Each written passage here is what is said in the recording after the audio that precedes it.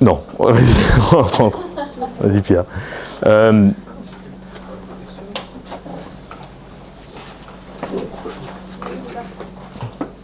C'est bon? Ok.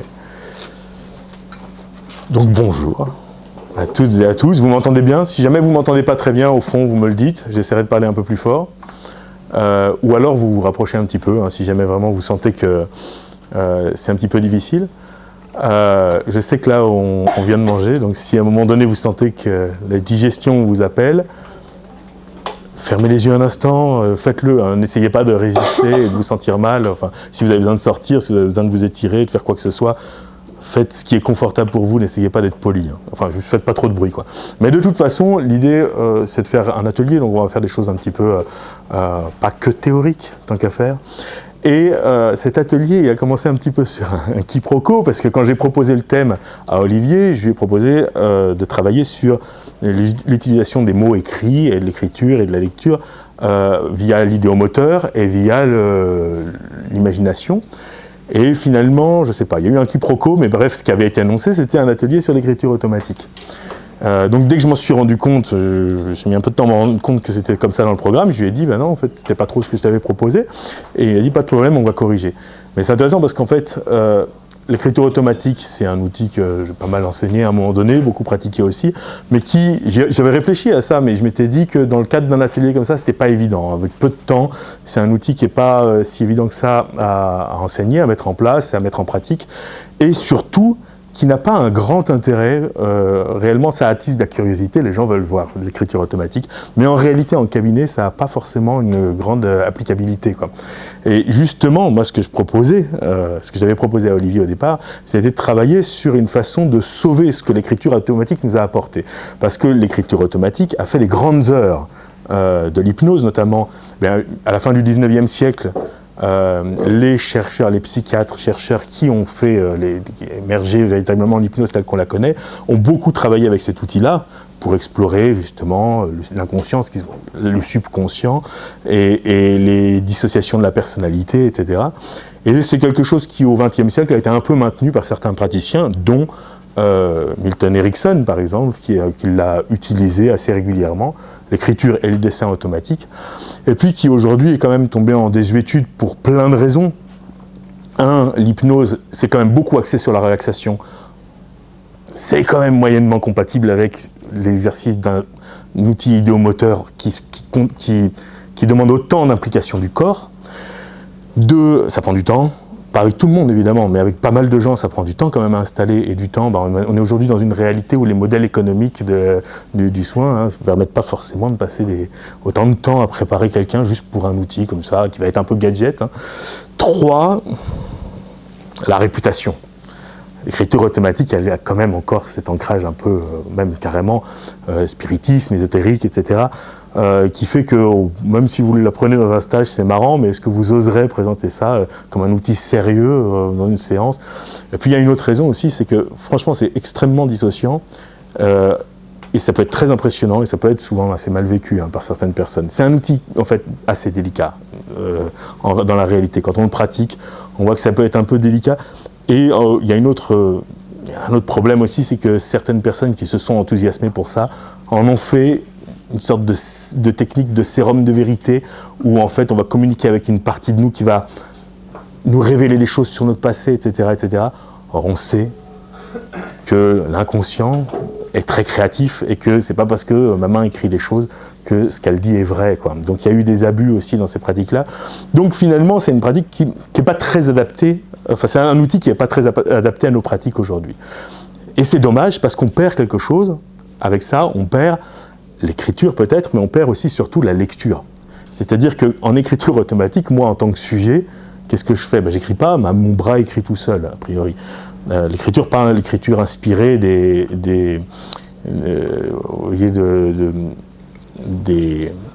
leur nom m'échappe. Oui, mais le courant, les lumières. Non, le courant qui a développé l'écriture automatique en littérature. Oui, je l'ai sur le bout de la langue, il va nous revenir. Les surréalistes, voilà. Donc c'est pas l'écriture inspirée, c'est vraiment une écriture dissociée, l'écriture automatique. Donc le sujet, qu'est-ce qu'il fait? Il reçoit. il reçoit un message, il reçoit un mot, il le lit. Et c'est ça qui est intéressant dans le mot écrit, c'est finalement la possibilité de lire un mot. Pourquoi? Parce qu'il y a différents mécanismes, différents effets, différents phénomènes dans l'hypnose qui sont très intéressants pour la thérapie. Bon, en particulier, on va dire l'anesthésie au sens très large, la dissociation, la programmation post-hypnotique, mais aussi un phénomène que je pense très important, que j'appelle l'émergence. Bon, ça porte d'autres noms aussi, mais qui est qu'une personne en hypnose, si vous lui posez une question, si vous posez, par exemple, si je demande à quelqu'un, je sais pas, quelqu'un qui fume, et je lui demande pourquoi est-ce que vous n'arrivez pas à arrêter de fumer. Je lui demande ça hors hypnose. La personne va réfléchir, construire une réponse, me donner une réponse intellectuellement construite. Je la mets en hypnose, je lui pose exactement la même question. Pourquoi est-ce que vous n'arrivez pas à arrêter de fumer? Il y a de grandes chances que cette personne ait une réponse différente, parce qu'au lieu de construire une réponse, elle va recevoir une réponse. Une réponse lui arrive, lui vient, émerge. Et l'état d'hypnose, il nous est très utile, notamment et en grande partie pour ça en thérapie. Parce que c'est un état dans lequel les choses émergent. Je ne fais pas un mouvement, je laisse un mouvement se développer. Je ne choisis pas, je peux choisir, mais c'est pas vraiment je choisis un lieu où je vais me promener. C'est je me retrouve à me promener dans un lieu. On m'a posé une question, je reçois une réponse. Alors il y a des personnes qui fonctionnent comme ça tout le temps, hein, très intuitives évidemment. Mais pour d'autres, évidemment, c'est vraiment un changement de fonctionnement, vraiment un autre mode de pensée, quoi. Au quotidien, je construis mes réponses. En hypnose, je reçois des réponses. Et cette idée d'émergence, elle était évidemment dans l'écriture, dans la lecture, elle est très intéressante. Et puis, elle permet, donc non seulement le mot écrit nous permet de recevoir des informations, de recevoir des messages, recevoir des mots, mais de le recevoir sous une forme qui n'est pas naturelle. Je veux dire, l'écriture n'est pas une chose naturelle, c'est une pratique culturelle. Pendant l'immense majorité de son évolution, l'espèce humaine n'a pas écrit et n'a pas lu. Les humains n'ont pas eu l'occasion de poser leurs yeux sur des bouts de traits et d'avoir des idées qui leur sont évoquées. Pendant l'immense majorité de notre histoire. C'est un phénomène récent qu'on a développé et la plupart d'entre nous, peut-être même tous dans cette salle, l'avons appris, savons lire et écrire, j'imagine tous ici. Mais c'est un apprentissage donc artificiel, mais extrêmement primaire. On apprend ça quand même dans l'enfance, extrêmement réflexe. Vous ne pouvez plus poser vos yeux sur un mot dans votre langue, s'il n'est pas écrit par votre médecin traitant, je veux dire, sans le lire. Vous voyez ce que je veux dire? C'est complètement immédiat. Mais c'est un codage, c'est-à-dire que vous ne voyez pas la réalité telle qu'elle est. Si j'ai vécu une aventure, si j'ai vécu quelque chose, et que je veux vous le raconter, je vais le coder à travers un certain nombre de signes, des mots par exemple, je vais l'écrire, vous allez lire ces signes et vous allez vous figurer quelque chose. Ce que je n'ai pas écrit, vous ne l'aurez pas. Vous allez peut-être le deviner, mais vous ne l'aurez pas. Donc j'aurais choisi d'écrire d'une certaine façon, j'aurais choisi d'ordonner les événements d'une certaine façon, j'aurais choisi de ne pas dire certaines choses, j'aurais choisi de l'exprimer selon un certain point de vue. Ça, on parlera de ça aussi demain quand je vous parlerai des approches comportementalistes, avec notamment l'idée du récit. Mais cette narration, Teresa Robles en parlait tout à l'heure, du conte, la narration, le fait de raconter quelque chose, le fait de choisir un mot, c'est déjà une sorte de filtre, c'est déjà un traitement de l'information qui évite de se la prendre en pleine gueule. Et donc c'est hyper intéressant pour nous aussi, non seulement en hypnose, que les choses puissent émerger, mais qu'elles puissent émerger peut-être d'une façon un peu moins directe que je me prends en pleine gueule un souvenir, une scène complète avec les images, les odeurs, etc. Le récit, le mot écrit, permet déjà un degré de dissociation qui est quand même très intéressant. Hein. Ça permet d'amener les choses avec tact, d'amener les choses en douceur, d'évoquer des idées, d'amener la personne à avoir des associations d'idées de façon un peu plus délicate. Donc, par exemple, par rapport à ce qui avait été évoqué ce matin, justement, par exemple, Evelyne Josse parlait du fait que, bien souvent, vous amenez les personnes en hypnose, naturellement, il y a un tropisme vers ce qui les traumatise, et quoi que vous le vouliez ou non, ou dès que vous évoquez l'idée de souvenir, même si vous avez insisté sur le fait qu'ils sont bons, bang, ça revient. Pourquoi? Parce qu'il y a une expérience qui est très forte, qui est là, qui est très vive, très vivide, elle disait, très vivace, qui revient d'un coup. Donc on a différentes façons de le saucissonner, cette expérience. Erikson proposait d'ailleurs des façons de demander à l'inconscient de donner d'abord les formes, ensuite les couleurs, ensuite les sons, etc., par petits bouts d'expérience. Mais le récit, l'émergence d'un récit qui va passer peut-être par des signes, par des mots, même très peu de mots, c'est une façon justement d'arriver à explorer son intériorité sans se la prendre dans la gueule. D'ailleurs, c'est une des choses qui est visée par les méthodes analytiques, avec l'abréaction, la possibilité de raconter. L'abréaction, souvent, on la résume à la manifestation émotionnelle qui accompagne les mots, mais c'est l'idée de pouvoir mettre un récit. Donc, c'est dommage de se priver de ce médium qui est le mot, et puis qui va nous servir à différents moments, qui sont notamment l'induction pour créer des ancrages, mais à plein de moments. Simplement, comment on va pouvoir les utiliser, ces mots ? De différentes façons. On a dit donc l'écriture automatique, c'est un peu pénible, avoir un stylo, c'est marrant, c'est impressionnant, c'est drôle de faire les stages là-dessus. Franchement, c'est vraiment très impressionnant. Dans les stages que j'ai organisés, j'ai vu des choses. Par exemple, je me souviens d'une dame qui écrivait un truc, elle dit « Oh, j'ai fait un gribouillage, c'est nul, ça n'a pas du tout marché ». Puis en fait, devant un miroir, elle avait un texte parfaitement écrit, dans une écriture qui n'était pas la sienne, sur 3-4 lignes. Vous voyez des choses quand même intéressantes et qui permettent vraiment d'éprouver le fait qu'elle ne l'a pas volontairement... Enfin, c'est pas elle qui a écrit, quoi. Je veux dire, elle l'a reçu. Elle l'a reçu d'elle-même, bien sûr. Ça vient d'elle, mais voilà, on a une vraie expérience dissociative.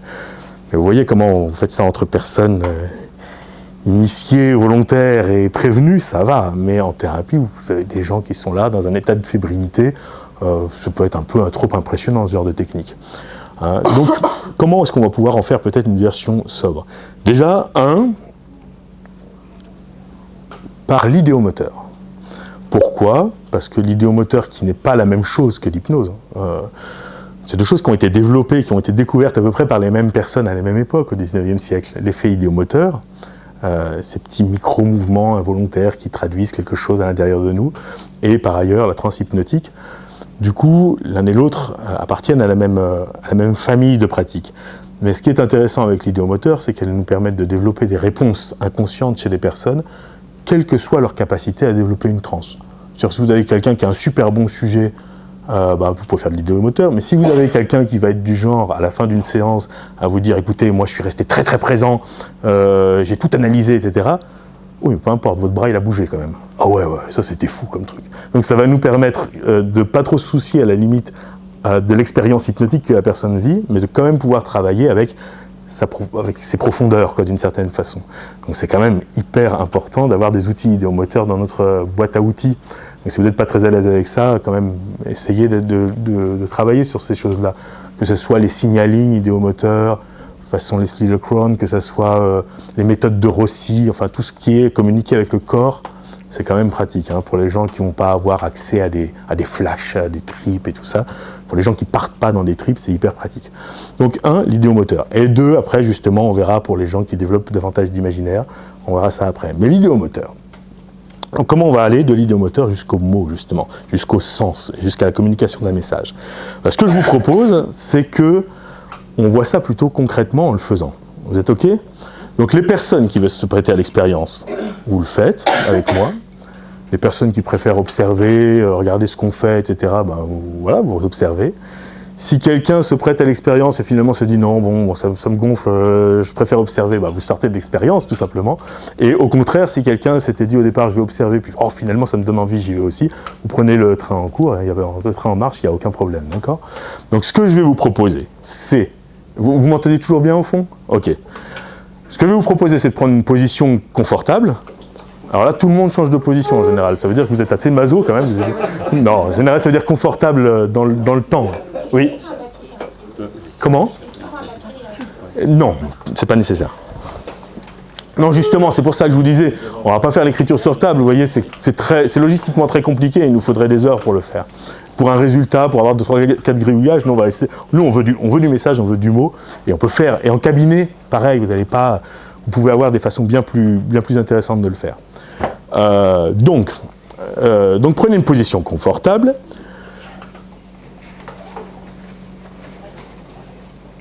Vous pouvez, si vous le voulez, dans un premier temps, je vous invite à garder les yeux ouverts et peut-être à fixer un point devant vous qui soit peut-être au plafond ou sur le dos de la personne en face. Enfin, ça n'a aucune importance. Là où votre regard se pose naturellement. Mais dans votre champ de vision, vous pouvez me voir, n'est-ce pas ? Vous me voyez ? Donc je vais vous demander de lever votre main droite, donc moi je lève ma main gauche, comme ça, bien au-dessus de vous, voilà. Très bien. Et puis vous redescendez la main, juste comme ça, le coude près du corps, mais vous la laissez un peu en hauteur. Très bien. Maintenant, vous levez votre main gauche en hauteur. Puis pareil, vous redescendez la main à peu près ici.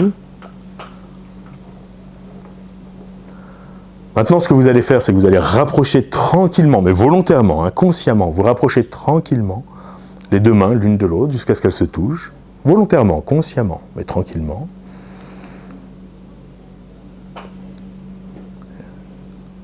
Vraiment consciemment, volontairement. C'est pas, vous ne laissez pas juste les mains se rapprocher toutes seules.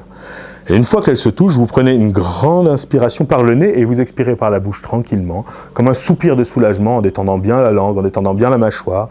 Vous pouvez même visualiser votre menton et imaginez que votre menton est lourd et se repose comme ça. Au bout d'un moment, il faut presque avoir la bouche comme si vous sortiez de chez le dentiste et que vous avez encore l'anesthésie, vous voyez, comme ça, avec la langue vraiment très, très détendue. Hein? Alors moi, je ne vais pas continuer de vous accompagner en le faisant, mais voilà, vous avez compris le principe. Ok ? Maintenant, vous écartez volontairement, tranquillement, les mains pour les remettre dans la position de départ. Puis vous les rapprochez à nouveau, toujours volontairement, toujours tranquillement, toujours en continuant de regarder devant vous, ou si les yeux sont fermés, vous les laissez fermer, ça n'a pas d'importance. Prenez à nouveau une grande inspiration par le nez, à nouveau vous expirez tranquillement, en détendant bien la nuque, les épaules, en détendant bien le visage, en détendant bien le menton, et votre menton commence à s'endormir de plus en plus. Et puis vous écartez à nouveau les mains pour les remettre dans la position de départ. Et maintenant, très naturellement, tout simplement, je vais compter de 1 jusqu'à 3, vous n'allez plus bouger les mains, vous n'allez pas non plus les empêcher de bouger, vous allez juste observer à quelle vitesse vos mains vont se rapprocher toutes seules, vraiment toutes seules l'une de l'autre à partir de 3, toutes seules à leur propre rythme. Peut-être que vos yeux vont rester ouverts, peut-être qu'ils vont se fermer tranquillement, mais vous allez juste observer vos mains se rapprocher naturellement. 1, 2, 3. Et chez certaines personnes, ça peut être par des à-coups, des saccades, chez d'autres, c'est plus fluide. Certaines personnes peuvent avoir le sentiment que les mains sont poussées l'une vers l'autre, d'autres qu'elles sont attirées, d'autres n'ont pas forcément de sensation associée au mouvement, mais observe juste le mouvement qui se fait. Si vos paupières se ferment, vous pouvez très bien accueillir le fait qu'elles restent fermées et rester attentif de l'intérieur, soit par des sensations, soit par une visualisation au mouvement qui se fait. Et si les paupières restent ouvertes, il n'y a aucun problème. Toujours en toute l'expérience, de toute façon, ça n'a aucune importance. Elles peuvent s'ouvrir, se fermer, en fonction de ce qui est le plus confortable pour vous, ça n'a aucune importance. Et les mains continuent de se rapprocher l'une de l'autre, jusqu'à ce qu'elles se touchent. Et vous pouvez être curieux ou curieuse de découvrir ce que ça vous fait de très agréable à l'intérieur de vous au moment où elles se touchent. Et vous les observez sans chercher à les empêcher de se rapprocher et sans les aider non plus.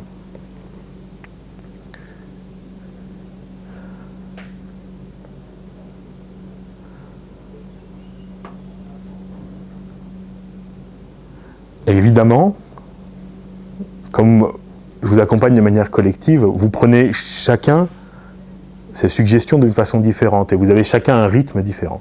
Ce qui fait que si à un moment donné vous avez besoin de plus de temps, vous pouvez évidemment prendre ce temps dont vous avez besoin.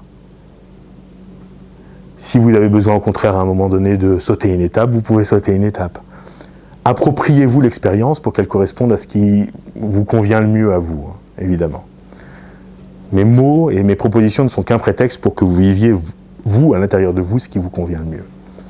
Et une fois que les mains se touchent, au bout peut-être de quelques secondes ou de quelques minutes, une des deux mains, mais vous n'avez aucun moyen de savoir laquelle, à l'avance, va commencer à descendre tranquillement pour aller se reposer. Et vous allez pouvoir être très curieuse, très curieux de le découvrir. Tandis que vous pouvez laisser l'autre main confortablement en l'air si vous le souhaitez. Comme suspendu en l'air. Et vous pouvez être curieux ou curieuse de découvrir laquelle des deux mains descend. Et vous voyez, autant tout à l'heure, j'ai introduit d'abord l'idée d'un mouvement volontaire, puis l'idée d'un mouvement que vous laissez émerger, mais qui est celui que j'avais demandé. Les deux mains se rapprochent jusqu'à se toucher. Et là, c'est autre chose. Il y a l'idée d'un choix qui est fait par votre corps, ou par une partie de votre cerveau, qui devient plus seulement un interlocuteur qui va obéir aux ordres, mais qui va même prendre une décision, qui va choisir une main, puis la descendre.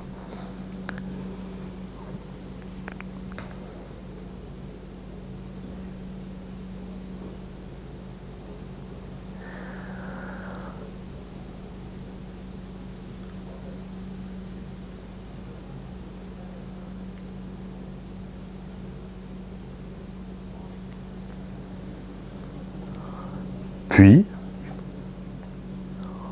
vous verrez que quand une main est descendue, à un moment donné, vous pourrez décider vous-même de laisser l'autre main commencer à descendre. On pourrait penser qu'elles vont toutes les deux se reposer, et pourtant, une des deux mains, vous n'avez aucun moyen de savoir laquelle pour l'instant, se prépare à pouvoir, peut-être dans 30 secondes, peut-être dans 1 minute, retrouver un tonus et remonter et pouvoir bouger librement. Quand je le dirai, parce que tout à l'heure, quand je compterai de 1 jusqu'à 3,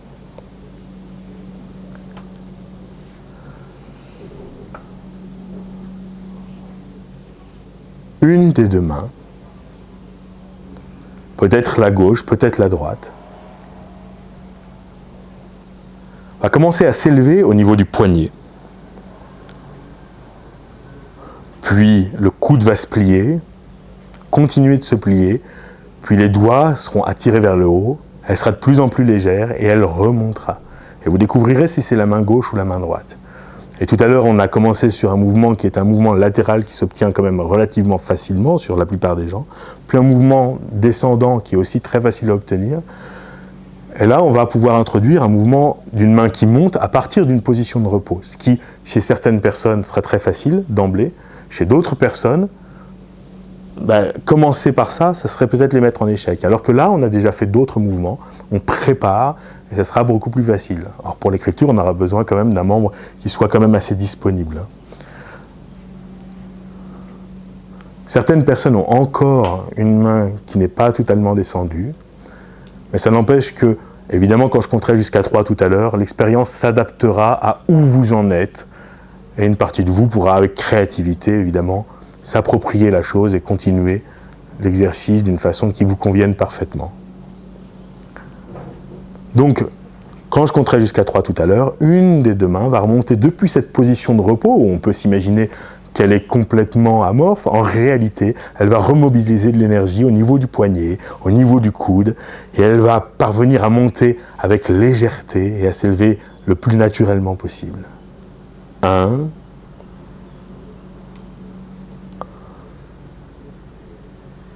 2,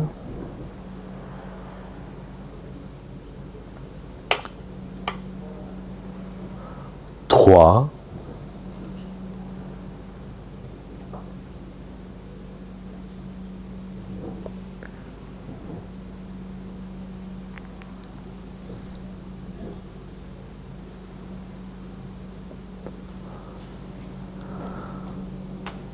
'Et je pourrais vous encourager encore une fois à observer de l'intérieur ce qui se produit dans un de vos deux poignets, dans une de vos deux mains, dans votre corps.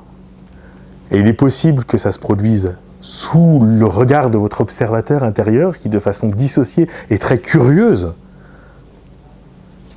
peut justement simplement observer avec beaucoup de neutralité ce qui se produit.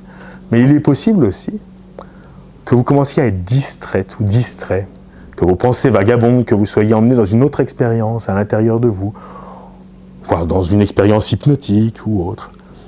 Et vous remarquez que depuis tout à l'heure, je n'ai pas donné d'instruction particulière à propos de ce qui doit se passer en termes d'état d'hypnose ou d'expérience hypnotique. Parce que ça n'a aucune importance, vous pourriez être présent et observateur de ce qui se produit, ou vous pourriez être distrait. Et parfois, au contraire, ça aide justement à ce que ça se produise au moment où on y fait le moins attention, à ce qu'on se laisse surprendre par le fait que, à ce moment-là, j'ai eu un petit coup de distraction, où je me suis un peu endormi, et tac, c'est là que le bras commence à monter et à s'élever de plus en plus.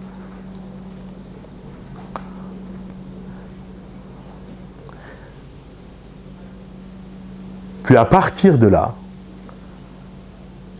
cette attitude intérieure de curiosité, je vous ai parlé tout à l'heure de cette idée d'émergence, de laisser venir des choses, bien vous allez continuer de la voir pour observer ce que votre bras continue de faire.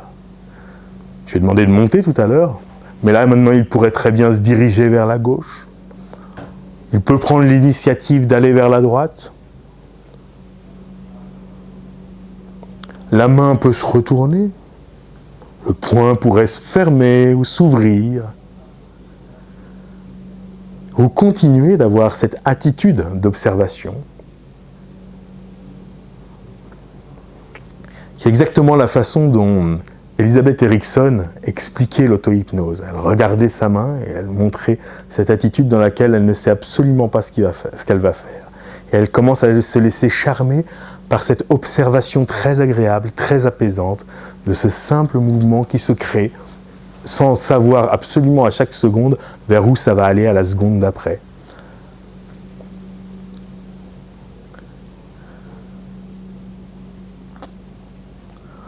Est-ce que ça va dessiner une forme particulière? Est-ce que ça va prendre une direction particulière?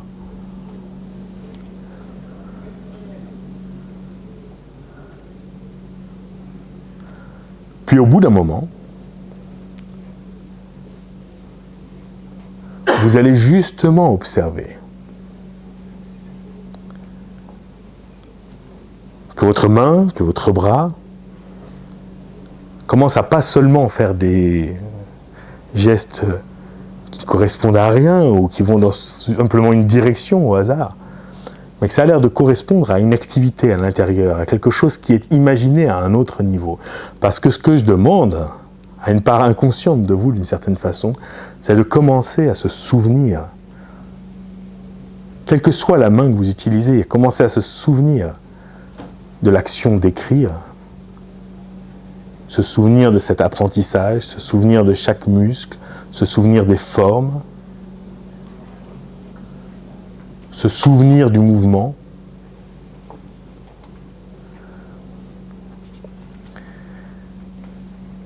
Et si une main est capable de monter, si elle est capable de descendre, si elle est capable d'aller sur le côté, elle est capable aussi de décrire un cercle. Si elle est capable de décrire un cercle dans un sens, elle est capable de décrire un cercle dans un autre sens. Si elle est capable de décrire un cercle et de monter ou de descendre, elle est capable de faire un O, elle est capable de faire un I, elle est capable de faire un P, elle est capable de faire un V. Et vous allez commencer à découvrir quelle lettre votre main écrit.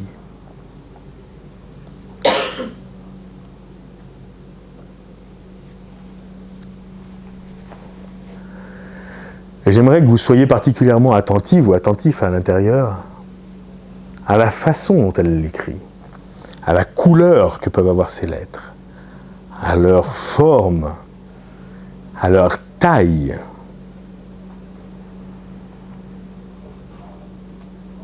Et comment elles se développent de plus en plus. Et au bout d'un moment, ce qui peut devenir même encore plus important que le mouvement lui-même à l'extérieur, c'est justement la lettre que vous percevez à l'intérieur.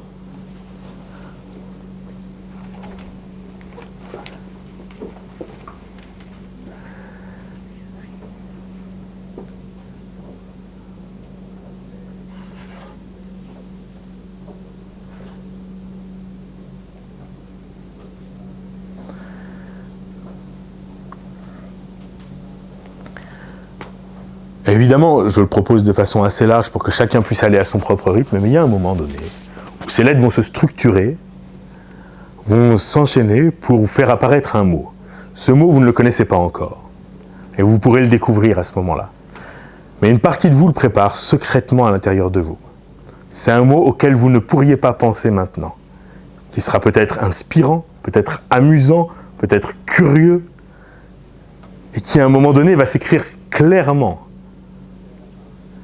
Et ce mot, une fois qu'il sera écrit, une fois que vous serez en mesure ou bien de le sentir, ou bien de le savoir, ou bien de le voir, vous pourrez justement l'observer avec beaucoup d'attention, vous le dire, le lire, et vous pourrez vous demander d'ailleurs, si vous êtes en train de le lire avec votre propre voix, si oui, avec une voix douce ou avec une voix forte, ou en chuchotant, ou en le chantant, ou si c'est une autre voix que vous entendez lire ce mot, et vous pourrez observer comment ce mot, au moment où il vous apparaîtra et au moment où vous le lirez, aura la vertu, aura le pouvoir même d'être particulièrement hypnotique pour vous. Et vous n'avez aucun moyen de savoir pour l'instant ce que ce mot-là, hypnotique, peut bien signifier pour cette expérience. Ce mot sera hypnotique. Mais dans quel sens? Dans le sens où il vous endormira, peut-être pour certains, dans le sens où il vous fera voyager, peut-être pour d'autres. Et vous pourriez même vous dire, ah ben, chez moi, l'hypnose, c'est ça. Et découvrir qu'il vous amène dans une toute autre expérience. Et quand vous l'entendrez à l'intérieur de vous, soit parce que vous le lisez avec votre propre voix, soit parce que vous l'entendez dit par une autre voix, ou chanté ou autre, il pourra résonner d'une manière qui vous entraînera dans une expérience dans laquelle vous pourrez vous laisser porter, comme si plus rien d'autre n'existait.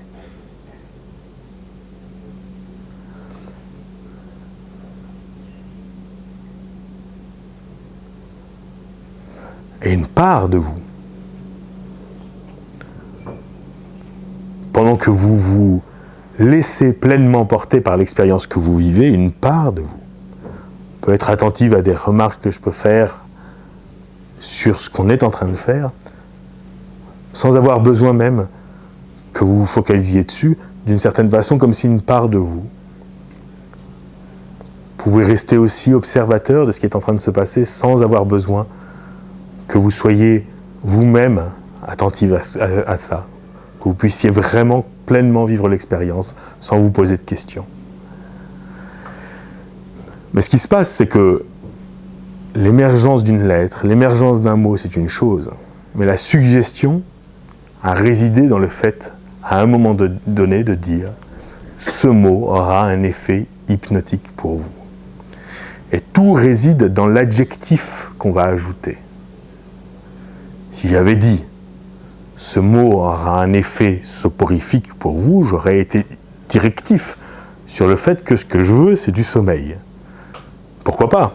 Mais là, en l'occurrence, j'ai dit hypnotique, qui est un terme à la fois très évocateur et beaucoup plus ouvert vers une grande diversité d'expériences.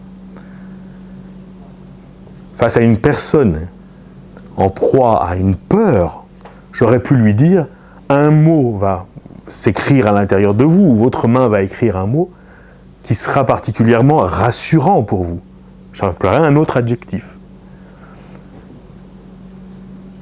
Si une personne est triste, un mot qui a le pouvoir de vous consoler.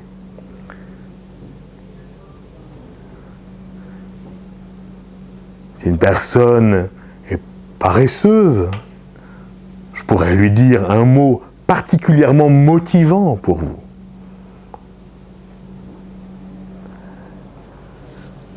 Et tout réside dans ce simple adjectif qui consiste à tenir une sorte de double discours. Un discours au conscient, à qui on dit « lis », découvre un mot et lis-le. Et un discours à l'inconscient qui consiste à dire « écris un mot qui aura tel pouvoir. Écris un mot et donne-lui tel pouvoir. »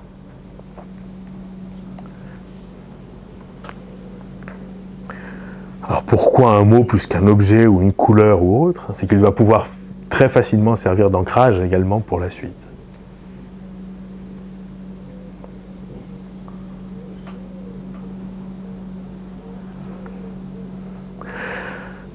Puisque ce mot, comme vous l'avez peut-être vu, écrit, ou senti, ou entendu, il vous suffira de le revoir, il vous suffira de le réentendre, pour qu'il serve de formule magique, en quelque sorte, pour vous permettre de retrouver et même de continuer l'expérience hypnotique que vous faites, à tout moment dans l'avenir.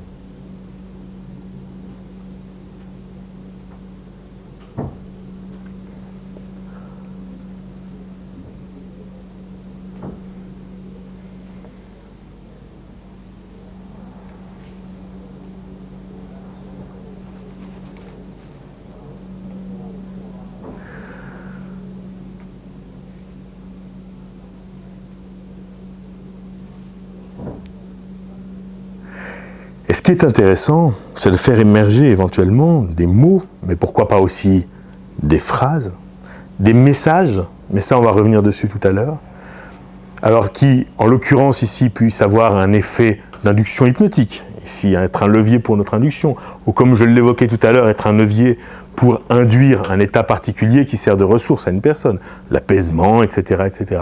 Ce qui est intéressant, c'est que d'une certaine façon, c'est moi qui dis « soyez apaisés », mais ça vient trop de moi. Si je dis un mot qui vous appartient, que je ne connais pas, que je ne choisis pas, qui est choisi par vous à un niveau inconscient, va vous apaiser, il y a une double instruction, c'est la mienne, je veux que vous soyez apaisés, mais aussi, je veux que vous vous appropriez, je veux que ce soit un mot qui vous appartient. Donc ça adoucit très largement le côté suggestion directe. Ça rend la suggestion beaucoup, beaucoup plus personnelle. C'est votre déclencheur, c'est votre levier, c'est votre propre vocabulaire qui va servir d'ancrage ici. Et donc, ça nous permet d'activer des ressources, mais ça va nous permettre aussi, par exemple, non seulement de rentrer dans un état d'hypnose, mais d'en sortir. Et bien souvent, pas toujours, mais bien souvent, les personnes qui viennent faire de l'hypnose viennent à l'hypnose parce qu'elles sentent que dans l'hypnose, il y a peut-être quelque chose qui est d'une nature très proche de ce qu'ils vivent au quotidien. En bref, les personnes arrivent dans une forme d'hypnose dont ils souffrent. Ce qu'ils nous décrivent est une sorte d'état d'hypnose négatif dans lequel ils sont. Certaines personnes le théorisent en le généralisant, en disant tout le monde est en hypnose, il faut réveiller tout le monde.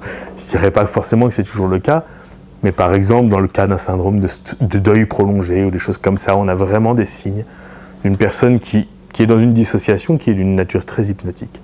Et notre but ne va pas être de l'hypnotiser, mais de la réveiller. Et justement, c'est le genre d'ancrage, l'émergence d'un mot personnel qui va permettre de créer un déclic, qui va être cette aiguille, qui va faire exploser cette bulle dans laquelle j'étais enfermé depuis si longtemps, va être très intéressante. Et donc peut-être pour certains d'entre vous, c'est justement par un mot qui va faire sens pour vous, mais peut-être pour d'autres, un mot rigolo ou absurde ou incongru, qu'à un moment donné, soit par l'écriture de la main, soit intérieurement, il va vous venir comme ça, un mot va s'écrire à l'intérieur de vous ou corporellement, qui va vous amener, peut-être dans 30 secondes, peut-être dans 1 minute, peut-être dans 2 minutes, à sortir totalement de cet état hypnotique. C'est-à-dire de la même façon que j'ai proposé qu'un mot vous hypnotise, c'est un mot qui va vous réveiller. Et évidemment, dans une séance où la problématique consisterait à réveiller la personne d'une transe qui n'est pas celle que j'ai induite, mais d'une transe dans laquelle elle est déjà arrivée, évidemment, je lui dirais, c'est un mot personnel ou un message personnel ou une phrase personnelle qui va là vous être donné à lire, et vous être écrite et vous être envoyée, qui va exactement résonner d'une manière à l'intérieur de vous, qui va vous enfin ouvrir cette porte, qui va vous permettre de sortir de cette longue hypnose, pas très positive, celle-ci dans laquelle vous étiez maintenu par l'emprise de telle addiction, par tel trouble, etc., etc. Évidemment, on va broder autour de ça pour proposer à la personne justement que ça lui permette de s'en libérer. Après, des utilisations, on va en reparler, il y en a plein d'autres, les utilisations du mot écrit. Mais déjà, techniquement, je voulais vous permettre d'expérimenter, bon, pour certains, et d'une façon plus personnelle. Après, quand c'est collectif, évidemment, ça ne peut jamais s'adapter exactement aux besoins de tout le monde, mais d'expérimenter déjà un peu comment, si vous savez faire bouger les bras pour se rapprocher, vous savez les faire s'écarter, vous savez faire descendre une main, vous pouvez faire une lettre, vous pouvez faire un mot. Et très souvent, ce qu'on va observer, c'est qu'en effet, l'idéomoteur va être mobilisé au début, et que c'est ce qui s'est passé chez un grand nombre d'entre vous, l'idéomoteur va commencer à s'atténuer de plus en plus. Et au lieu d'un grand geste comme ça en l'air, on va voir que le corps va laisser le relais à l'imagination de plus en plus. Et que le mouvement, chez certains, le mouvement s'arrête complètement, et puis il n'y a plus besoin. Les mots apparaissent intérieurement, il y a une visualisation qui se fait. Pourquoi ? Parce qu'en hypnose, on a quand même une tendance, pas systématique, mais souvent, surtout à l'heure de la digestion avec de la chaleur assis sur une chaise, à privilégier plutôt un mode d'économie de mouvement, et donc plutôt des expériences imaginaires, plutôt que des expériences somnambuliques. Vous avez des personnes qui vont aller vers un somnambulisme très extravagant, très naturellement. La plupart des gens vont plutôt virtualiser l'expérience, internaliser et laisser le corps se reposer. Hein. Ok, donc continuez de bien revenir les uns les autres, à votre rythme, bien sûr, tranquillement. Prenez votre inspiration, étirez-vous, etc. Et déjà, sur cette première chose, on va faire la suite assez rapidement derrière. Sur cette première chose, j'aimerais que vous donniez des témoignages sur ce que ça vous a fait, ce que vous avez vécu. Là, j'ai passé un peu plus de temps sur cette partie-là, puis après, vous allez voir, on va aller plus vite parce que ça va aller sur des questionnements après. Donc, comment ça s'est passé? Si des personnes peuvent exprimer. Oui. Ton prénom, pardon. Valérie. Valérie. Alors, ma maman, elle n'a pas du tout voulu se lever. Oui. Il n'y avait juste pas moyen. Oui. Alors après, j'avais l'impression de taper à la machine. J'étais comme ça pendant tout le temps où tu as parlé, j'étais comme ça. J'avais l'impression de taper à la machine. Je ne peux pas vraiment dire. En plus, je suis droitière, donc je ne sais pas pourquoi j'ai pris celle-là. Mais je suis incapable de dire quelle lettre j'ai écrit. J'essayais de deviner, de sentir, mais c'est du charabia, quoi. Tu tapais à la machine et il y avait des lettres, mais enfin, ça n'avait pas de sens, c'est ça? Non, ça n'avait pas de sens. Je faisais des espèces de trucs là. À un moment donné, je me suis dit, ok, je suis en train de taper à la machine. Puis après, non, ça faisait des espèces de je sais pas quoi, je sais pas. C'était toujours à peu près les mêmes trucs, mais ça correspondait pas à une lettre. Ça correspondait pas à une lettre? Ça correspondait à rien. D'accord. Mais c'était toujours la même. Ouais, c'était très bizarre. Hein. Très bizarre, ok. Quoi d'autre encore?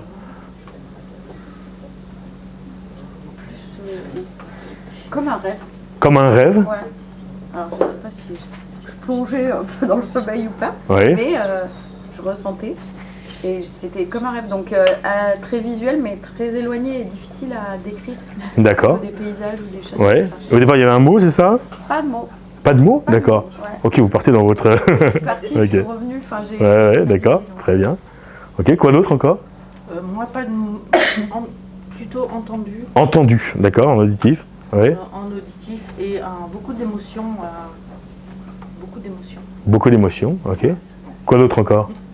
Moi, la moitié d'un mot. La moitié d'un mot. Comment? La fin. La Donc, pendant ce temps, je dis qu'est-ce que c'est? Évidence, confidence. Voilà, j'avais évidence et confidence qui me venaient, mais ça, c'était répondu. Ouais. Voilà. Donc tu avais la moitié d'un mot et tu devinais intellectuellement le début du mot. Tu avais la fin du mot. Oui. Alors moi, j'ai vu écrit le mot confiance. Oui. J'ai senti ma main qui partait et après le F, ça s'est transformé. Confiance est devenu foi. Et comme je dois avoir l'inconscient un peu fainéant, du coup c'était plus facile à écrire. Effectivement, c'était plus court. D'accord. Ok, très bien. Ok, le mot confiance est devenu le mot foi. Ok, très bien. Quoi d'autre encore? Moi, au bout de 2 lettres, j'ai essayé de faire l'amnésie des lettres précédentes parce que ça me saoulait de participer à l'écriture du mot, quoi. Oui. Et c'était quoi le mot? C'était quoi les mots? Oui. C'est un mot qui n'existe pas. D'accord. Il y a 5 lettres et elles se sont écrites Et successivement, quoi. tu les as découvertes. Ouais, je les ai enlevées au fur et à mesure pour pas être influencée D'accord. par la recherche d'un mot, quoi. Très bien. Quoi d'autre encore? Moi, je ressentais les lettres dans les doigts, et en même temps que je les ressentais, elles étaient comme sur un papier géant et elles s'écrivaient en feu. Oui. Voilà. Et c'est un prénom qui sort de je ne sais où, c'est Céline. Voilà. Et en tout cas, c'était très clair qu'il y avait un rapport entre le kinesthésique et ce qui se passait dans le visuel, et que c'était le mouvement du ressenti du kinesthésique qui donnait forme à ces lettres de feu. C'est ça. Et chez pas mal de personnes, évidemment, là, moi, je vous fais faire à tout le monde, ça serait plus ou moins adapté en fonction de... Évidemment, on ne ferait pas forcément de cette manière-là par de l'idéomoteur avec tout le monde, mais avec un certain nombre de gens, c'est justement de passer par du mouvement qui va amener une expérience kinesthésique, qui va permettre de développer un accès visuel. Et c'est pour ça que l'écriture, finalement, ce qui est intéressant dans l'écriture, c'est le développement de la lecture. Et la lecture qui est une façon de recevoir. C'est-à-dire que je lis quelque chose, je découvre le mot qui est lu. L'écriture, c'est différent parce que c'est, à moins de faire une écriture très dissociée, justement, je lis ce que j'écris. Donc c'est moi-même qui mets le contenu. Ce qui nous intéresse, c'est pas tellement l'écriture elle-même, c'est la lecture. Hein. Oui. Moi, j'ai rien lu et rien écrit. Ouais. Par contre, ma main a écrit comme un bouquin. J'ai l'impression d'écrire un bouquin, quoi. D'accord. Donc, je me disais, putain, mais c'est quoi? C'était très bien. Pas de lettres, quoi, en fait. Et puis, alors, vers la fin de l'expérience, je faisais carrément comme si j'écrivais des trucs, quoi. Mais impossible de déchiffrer. D'accord, très bien. Mais après, ce qui est intéressant, et ce que je ne vous demande pas là, parce qu'il faudra qu'on enchaîne un peu, ce qui est intéressant, c'est de savoir ensuite derrière c'est l'effet hypnotique, quelle expérience ça a accompagné derrière, en fait. Ça a servi de prétexte à quelle expérience hypnotique derrière. Hein, mais oui. Non, moi, c'est rigolo parce que c'était en anglais. C'était Love. Donc voilà, ça m'a fait rire parce que c'est pas ma langue. Non, c'est pas français. Ouais, d'accord. Ouais. Ok, Kodo. Un mot qui est venu. Oui. Je pense rien à voir avec ce que... Ouais. Et puis après, j'ai essayé de me dire, ok, est-ce que c'est ça que je suis en train d'écrire? J'ai essayé de sentir, alors peut-être avec une espèce de truc comme ça bizarre là, peut-être c'était ça que ça écrivait, mais j'en ai aucune espèce d'idée. Ok. C'était très entendu, c'était très... Bon, d'autres choses? Sur chaque lettre du mot qui est en 3D était une invitation à rentrer dans la lettre. Chaque lettre du mot qui était en 3D était une invitation à rentrer dans la lettre. Ouais. D'accord. Avec de l'émotion et après avec de l'émotion. Ok. Comme un voyage. Ok, comme un voyage. Ok, très bien. Autre chose encore que vous souhaitez partager? Oui, Adrien. Moi, j'étais surprise que l'idéomoteur serait disponible chez moi, mais une fois que j'ai eu les mains posées, j'étais plutôt en catalepsie. Ouais, j'ai eu un A, et après je dis de dire le mot, parce que j'ai peur qu'il dévoile plus de moi que ce que j'ai compris, mais j'ai dit Auvergnat. Auvergnat. D'accord, ok. Ok, très bien.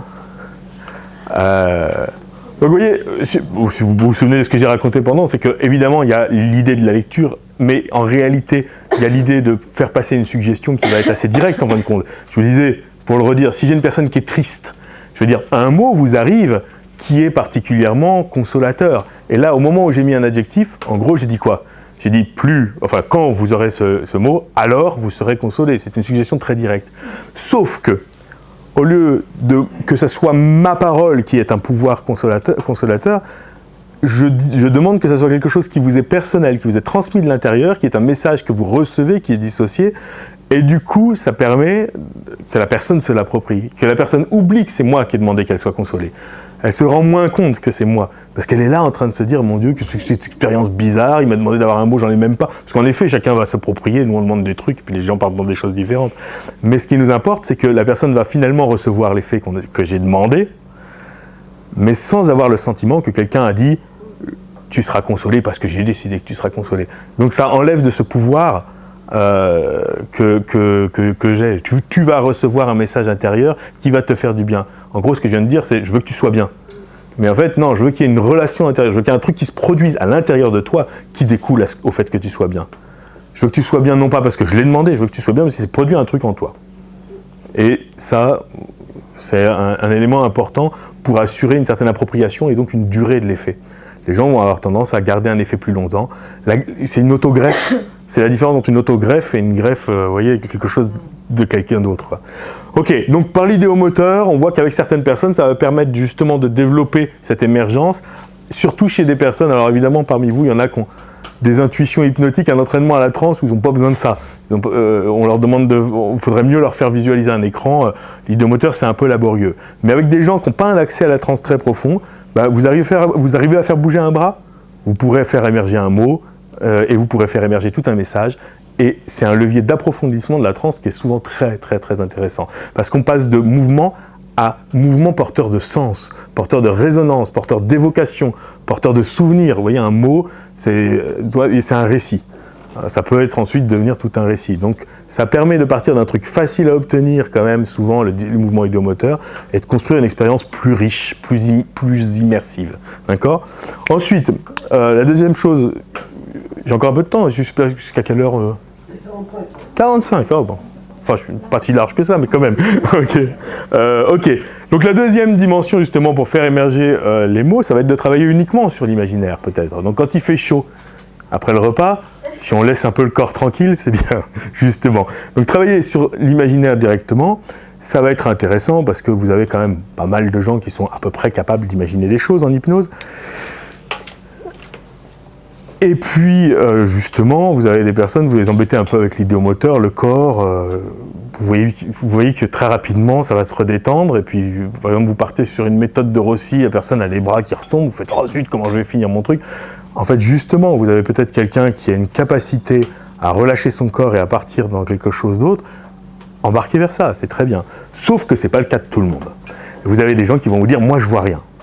Moi, j'ai rien qui me vient. Il m'a dit de m'imaginer sur une plage. Bon, je veux bien, mais 2 secondes après, j'y étais déjà plus. J'étais en train de penser à ma déclaration d'impôt, aux courses qu'il faut que je fasse demain. Enfin bon, ça ne marche pas comme ça chez moi. Il va falloir quand même m'aider un peu plus. Ce qui peut être utile pour ça, c'est pas simplement d'inviter la personne. Par exemple, voyez un écran. Et non, ça va être peut-être un questionnement un petit peu plus rythmé qui va l'aider à faire émerger justement. Qu'est-ce qui fait émerger des choses à l'intérieur de nous? Le questionnement, beaucoup. Ce matin, vous avez entendu parler de ça. Je crois que c'est Evelyne qui parlait de l'utilité, de l'importance du questionnement, etc. Enfin, c'est vraiment fondamental. Donc, ce qu'on va faire maintenant, c'est qu'on va faire une petite expérience maintenant reposant sur le questionnement, justement.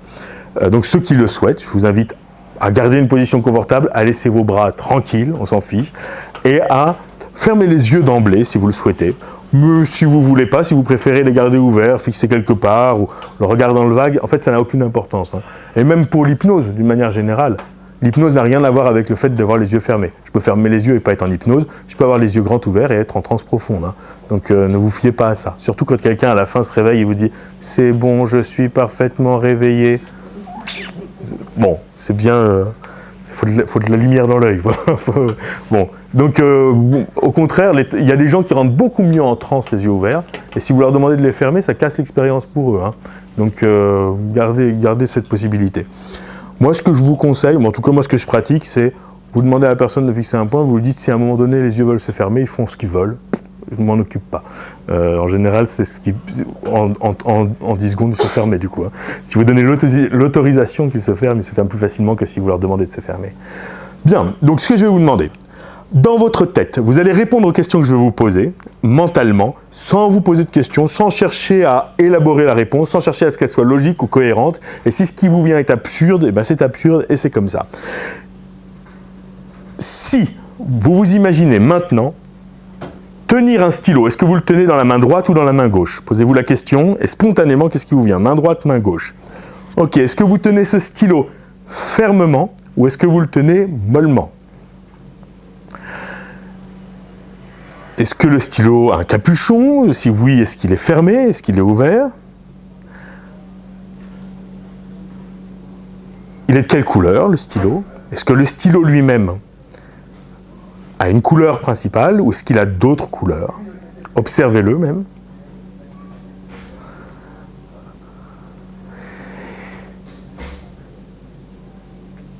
Maintenant, si vous mettez la pointe de ce stylo, donc s'il est fermé, vous l'ouvrez. Si vous mettez la pointe de ce stylo en contact avec une feuille, est-ce qu'il s'agit d'une feuille blanche? Est-ce qu'il s'agit d'une feuille quadrillée? Est-ce qu'il s'agit d'une feuille de couleur ou autre? Spontanément, qu'est-ce qui vous vient?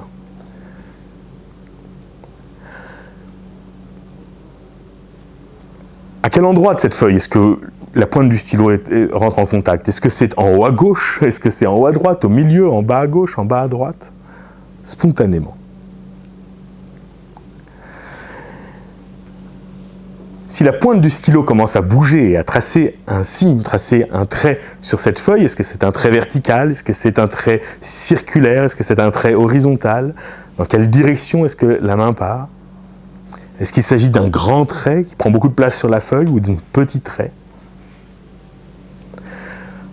L'encre du stylo, en tout cas de la façon dont ça s'écrit, vous pouvez observer de quelle couleur est-ce que ça s'écrit.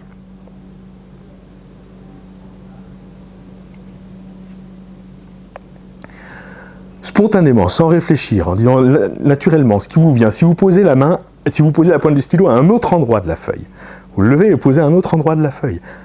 Est-ce que vous le posez plus à droite, plus à gauche, plus en haut, plus en bas, à un autre bout de la feuille, au milieu de la feuille? Spontanément, vous le posez où? Est-ce que vous appuyez plus sur la pointe ou est-ce que vous appuyez moins sur la pointe? Et si le stylo commence à bouger, pour tracer une lettre que que vous découvrez, est-ce que cette lettre, spontanément, qu'est-ce qui vous vient? Est-ce que c'est une majuscule ou une minuscule?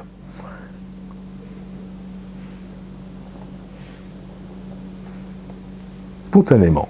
Est-ce que c'est une voyelle ou est-ce que c'est une consonne? Du coup, à ce stade, je peux vous poser la question. C'est quelle lettre?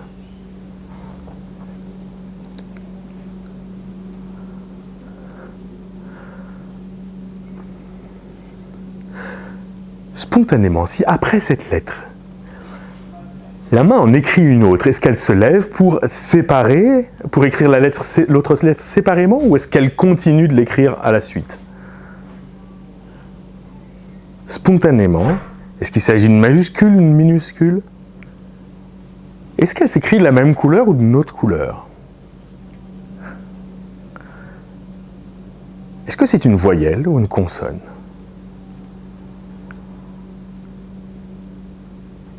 Quelle lettre c'est?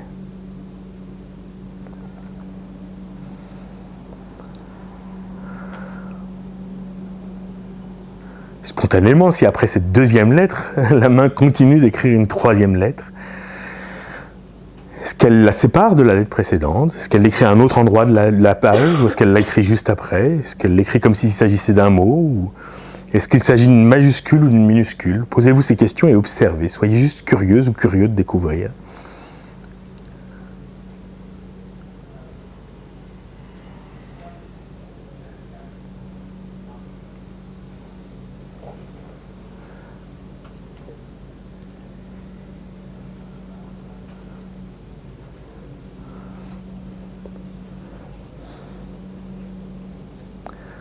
Et puis ça peut constituer un mot entier, ou ça peut continuer sur une autre lettre pour constituer un mot entier, ou ça peut être quelque chose, une suite de lettres non prononçables, ça n'a aucune importance.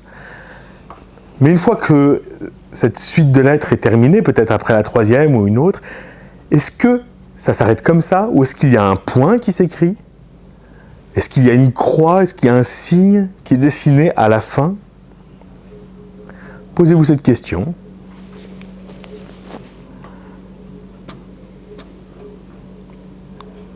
Puis, à un moment donné, j'aimerais que vous leviez à nouveau la main du papier et que vous posiez le stylo sur une autre, ou bien sur une autre feuille, ou bien sur une autre partie de la même feuille.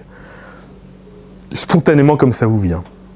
Est-ce que c'est plus haut, plus bas? Est-ce que c'est sur une autre feuille qui est semblable ou différente? Et si vous laissez la main écrire un mot particulièrement, étonnamment hypnotique pour vous, à ce moment-là, j'aimerais savoir s'il s'écrit plutôt en majuscule ou s'il s'écrit de façon plus liée, naturellement. J'aimerais que vous vous demandiez s'il commence par une majuscule ou s'il commence par une minuscule.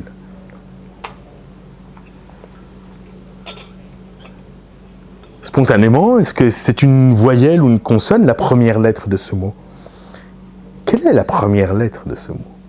Certains d'entre vous, dès qu'ils ont la première lettre, ont tout le mot qui s'écrit, d'autres encore doivent continuer de se demander, tiens, en me posant la question de savoir si c'est une voyelle ou une consonne, j'ai la lettre qui me vient. Mais la deuxième, il faut que je me repose à nouveau la question, tiens, de quelle couleur, comment elle s'écrit? Et en vous posant à vous-même les questions, vous pouvez voir que chez certaines personnes, ça vous aide à faire émerger justement, petit bout par petit bout, l'expérience entière. Sauf que cette fois, le mot, eh bien, j'ai glissé tout à l'heure un adjectif en passant. J'ai dit un mot étonnamment hypnotique pour vous.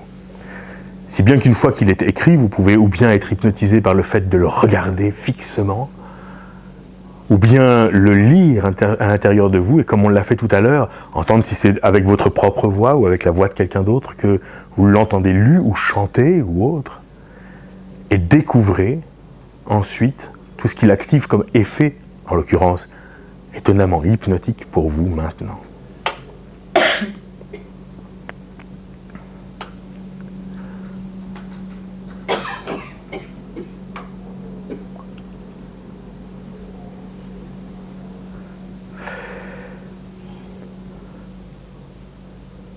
Puis à partir de là, évidemment, je vais demander à une part de vous de réfléchir à quelque chose, évidemment, sans aller dans des choses trop personnelles ou trop lourdes, une ressource peut-être dont vous auriez particulièrement besoin maintenant.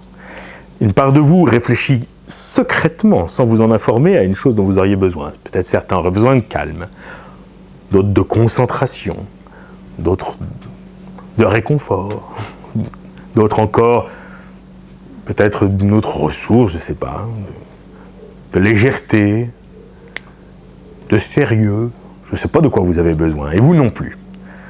Puis, je demande à cette même part qui a identifié un besoin de réfléchir à un mot qui peut peut-être faire sens, mais qui peut même sembler, en l'occurrence, absurde, mais un mot qui, une fois qu'il vous sera livré, quand vous le verrez, quand vous l'entendrez à l'intérieur de vous, quand vous le lirez, aura le pouvoir, très naturellement, de vous permettre d'accéder de la manière la plus personnelle à exactement ce dont vous aviez le plus besoin maintenant et ce dont vous ne saviez même peut-être pas que vous aviez vraiment besoin maintenant. Et à ce moment-là, de la même façon, vous pouvez vous dire, tiens, laquelle de mes mains tient le stylo? Quel stylo? Tiens, où est-ce qu'il se pose? Et comment? Tiens, vers où il va? Tiens, quelle lettre il commence à tracer? Tiens, puis quelle autre lettre derrière? De quelle couleur? Majuscule, minuscule, voyelle ou consonne? Tiens, comment ça s'enchaîne? Ah, à un moment donné, peut-être même qu'on devine, probablement que ça sera ça. Est-ce qu'un point s'écrit derrière, un autre signe ou autre? Puis, une fois que quelque chose est écrit, alors quelque chose peut être lu. Et une fois qu'il est lu, c'est comme s'il appuyait à l'intérieur de nous exactement sur un bouton personnel, prévu à cet effet, qui va pouvoir vous permettre de sentir que des choses se produisent à l'intérieur de vous, qui correspondent exactement à la meilleure façon de vous apporter ce don, cette part de vous à estimer que vous aviez besoin maintenant.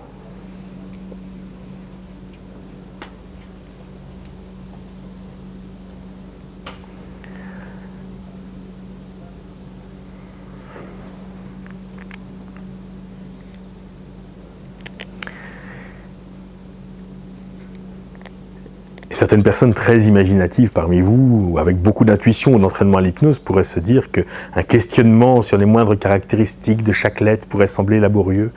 Mais pour certaines personnes que vous accompagnez, qui n'ont pas une grande habitude d'utiliser leur imagination, prendre le temps de passer par tous ces détails pour activer l'imaginaire va être extrêmement intéressant et précieux, et va surtout focaliser leur attention pendant un long moment, de telle sorte que ça les aide à, pendant qu'ils se posent ces questions-là, ne pas être dans la pièce, ne pas être dans le contexte extérieur, c'est-à-dire justement entrer dans une expérience hypnotique de plus en plus.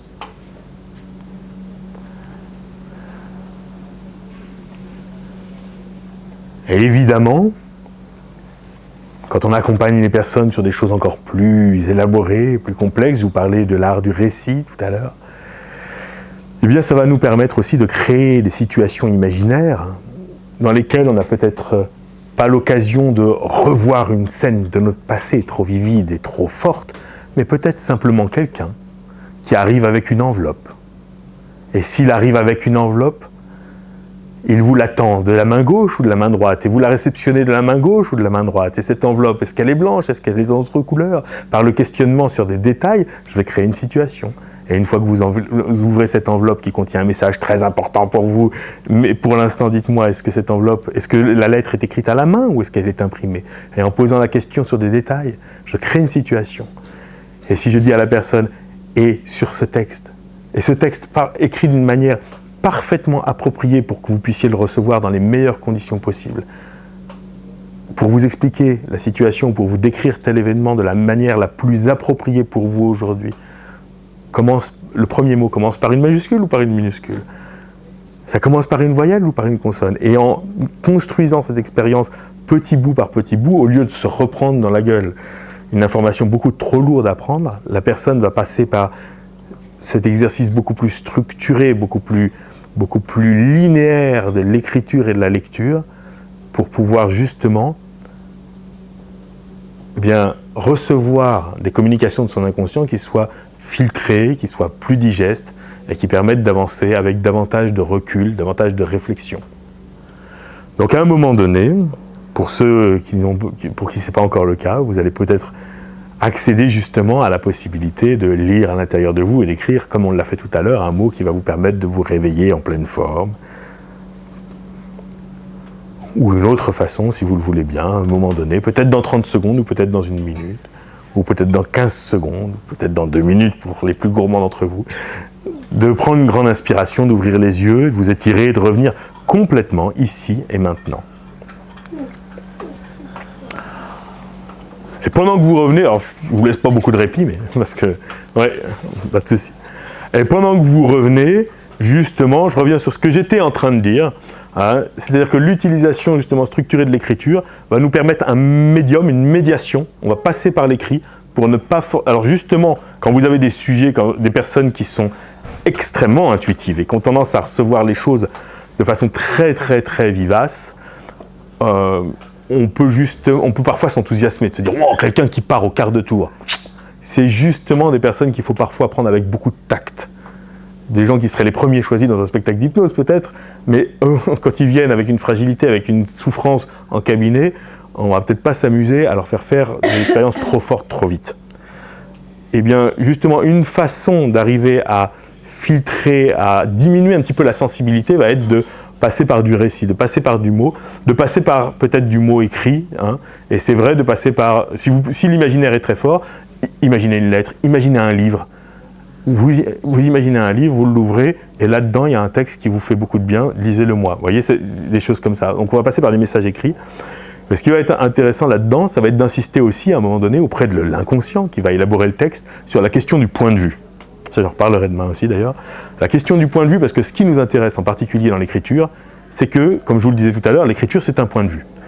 Un événement, si je le vois, enfin il y a un point de vue aussi, est-ce que je suis dedans ou est-ce que je suis à l'extérieur, mais il n'empêche que si je le relate, là c'est très subjectif. Qu'est-ce que je dis? Qu'est-ce que je ne dis pas?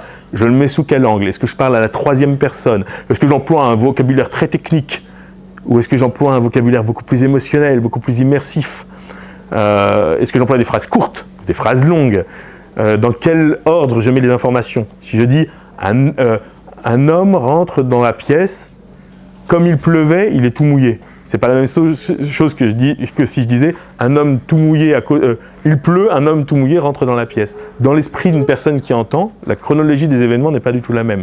Eh bien, en expliquant à l'inconscient d'une personne ça, que non seulement qu'il va pouvoir élaborer, donc il va pouvoir déterminer de quoi vous avez besoin, ensuite, comment vous le dire? Et qu'il va pouvoir réfléchir à la meilleure façon, le meilleur point de vue aujourd'hui pour vous donner une vision qui soit acceptable et qui soit peut-être éclairante. Raconter comme ça, ça me touche particulièrement, ou raconter comme ça, au contraire, ça me touche moins et je prends davantage de recul. Donc ce qui va être intéressant, c'est que ça va nous permettre de travailler avec cette fameuse inconscient sur le recadrage. C'est-à-dire quel cadre il va donner au récit. Donc le mot écrit est passionnant pour ça. On voit ça, pour revenir un peu sur l'écriture automatique, on voit comment, par l'écriture automatique, les gens n'écrivent pas forcément avec la même écriture que la leur, mais même pas forcément avec le même style, pas forcément avec les mêmes informations, pas forcément avec le même vocabulaire. Ils vont dire, moi j'emploie jamais ce mot qui est venu. Et précisément, c'est une manière de communiquer avec soi-même en ayant des leviers différents. Donc là où en hypnose, dès qu'une personne est capable d'imagination, on va se ruer plutôt sur l'imagination de scène et on va adorer, au contraire, les rendre les plus associés possibles. Je veux que vous viviez les trucs de l'intérieur, etc. Parfois, et même souvent, on n'a pas besoin de rendre les gens de meilleurs sujets en hypnose. En cabinet, on a plutôt au contraire besoin de créer davantage de distance, de les freiner.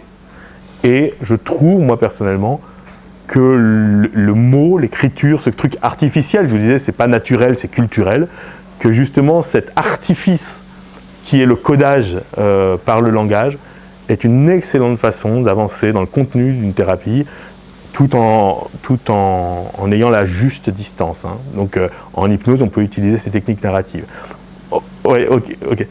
En outre, dernière petite chose, au lieu que je dise à une personne, voilà ce que tu as besoin de faire, je peux demander à son inconscient, écris-nous ce qu'il a besoin de faire. Et l'écriture ne sert pas forcément à explorer le passé, mais même à, avoir notre propre coach intérieur. Un jeune homme que j'accompagnais, par exemple, je lui ai fait une écriture idéomotrice. Alors lui, il écrivait sur un grand tableau, il écrivait, et j'ai demandé à son inconscient qu'est-ce qu'il peut faire, en contrepartie de quoi, toi, tu vas le faire avancer. Une sorte de deal, quoi. Et il a écrit le mot peindre. Et après, il est revenu, il m'a dit oh, j'avais complètement oublié, mais c'est vrai, avant je peignais. C'est complètement sorti de ma vie. Donc il a reçu ça. Et je lui ai dit mais quand vous y pensez là, il me dit ben si, je pense peut-être qu'il faut que je me remette à peindre. Je demande au signaling, je demande à son inconscient, est-ce que c'est ça? Est-ce que s'il se remet à peindre, en échange, il faisait des crises d'angoisse, en l'occurrence. En échange, tu l'apaises sur les crises d'angoisse? Oui, bon. Après, c'est pas parce que ça dit oui, hein, on ne sait jamais. Hein. Mais il s'est avéré qu'il a joué le jeu, il s'est remis à peindre, et puis visiblement, il faisait moins de crises d'angoisse. Je ne dis pas que c'était miraculeux, mais en tout cas, c'est une activité qui lui a fait du bien. Lui n'y pensait pas. Moi, j'y aurais jamais pensé parce que je ne savais pas qu'il peignait. Mais lui non plus, il avait complètement oublié cette histoire. Ça lui est venu. Donc, je vais utiliser ce levier pour faire émerger une réponse nouvelle. Voyez, donc, que ce soit par l'idéomoteur, que ce soit par l'imaginaire, donc soit accès simple, soit par du questionnement comme ça, voyez, on a des moyens de le faire. Voilà. Maintenant, je vous pose la question, s'il me reste 1 ou 2 minutes, ça s'est passé comment la deuxième partie avec les questionnements? Qu'est-ce que ça a donné les uns les autres? Alors, je vous fais collectivement, donc c'est pas adapté pour tout le monde de la même manière, mais ça a donné quoi? C'était plus facile, ça allait assez vite. Oui? Ouais, c'était assez facile, ça allait assez vite, même plus vite que votre... Oui. Il y avait le mot qui était déjà là. Enfin, ouais. Après, des mots mystérieux, par exemple. Des mots mystérieux? Ouais. Il y avait le mot latitude. Alors après, je me suis dit, latitude, il y a attitude. D'accord, ok. Quoi d'autre encore? Oui, ça, le questionnement de l'imaginaire comme ça, c'est une bonne technique pour faire émerger des trucs sans trop solliciter le corps, hein, c'est pratique. Quoi d'autre encore? Moi, les mots, ils sont venus assez intuitivement aussi, assez rapidement. Et après, j'ai eu un écureuil qui m'a permis d'ouvrir des volets verts sur quelque chose de très fleuri, arboré. Et mon besoin, c'était la fraîcheur, et du coup, c'était l'air qui est venu. Et vraiment avec ce côté très doux et en même temps rafraîchissant. Ok, très bien. Alors, je m'adresse sûrement à des personnes qui ont justement une certaine habitude d'hypnose et de l'utilisation de leur imaginaire. Hein. Mais chez certaines personnes, ça va vraiment le déclencher. Hein. Moi, je sais qu'on me l'a fait plusieurs fois par l'écriture. En fait, qui dit écriture dit donc action motrice, dit lecture, donc lecture visuelle. Et après, tac, il peut y avoir des images. En effet, après, ça laisse la place à appuyer sur le bouton. Après, il y a de l'imaginaire, il y a des objets, des machins, enfin des animaux qui arrivent. Ok, très bien. Quoi d'autre encore? Moi, dans les deux cas, idéomoteur et l'imaginaire, c'est écrit de la main gauche déjà. Ouais. Donc, chaque fois, c'est surprise. Ça écrit parfaitement des mots, mais qui ne veulent rien dire. Des mots qui veulent rien dire de la main gauche alors que tu es droitier. Ouais. Je ne les connais pas, donc je découvre tout un lexique. Tout un lexique, donc c'est un lexique vraiment personnel pour le coup. C'est une constante, il n'y a pas un mot qui... Mais ils avaient un effet, c'est ça? Oui. Ils avaient un effet. Oui, tout à fait. Ça, ok. Je me questionne encore. D'accord, bah, très bien, tant mieux.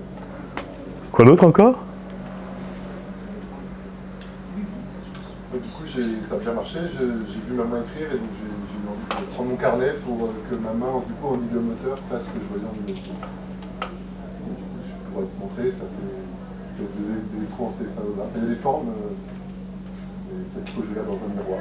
Ah ouais, ok, très bien, très bien. Oui, j'ai superposé, il y a peut-être un truc. Ah ouais. Il faut que je craque le code de mon inconscient. Ah ouais, ok. Quoi d'autre encore alors, avec la technique de plus haut par le questionnement, alors par le questionnement de l'imaginaire?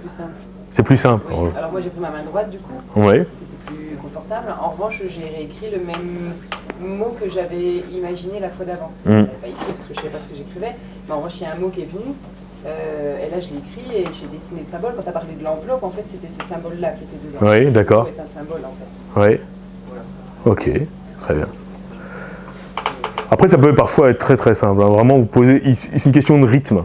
Si vous n'avez pas la transe, ayez du rythme.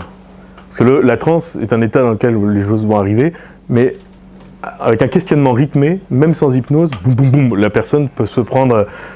Si vous dites, ok, réfléchis pas, imagine ce que je vous disais tout à l'heure. Réfléchis pas, imagine une personne qui arrive avec un message très important pour toi.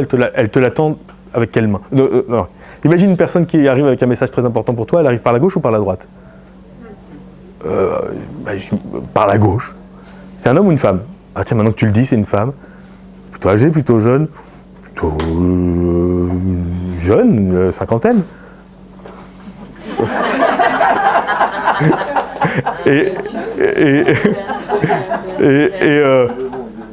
est habillée comment? Et là, vous voyez, je sors du sujet. Et oh, il n'y avait pas un message important, mais pendant ce temps-là, vous voyez, ça permet de se focaliser sur des détails. Ok, elle te le tend avec la main gauche ou avec la main droite? Avec sa main droite. Toi, tu la réceptionnes avec la main gauche ou avec la main droite? Avec ma main gauche, étonnamment. L'enveloppe est de quelle couleur? Est-ce qu'elle est blanche? Est-ce qu'elle est d'une autre couleur? Ah, maintenant que tu le dis, elle est bleu pâle.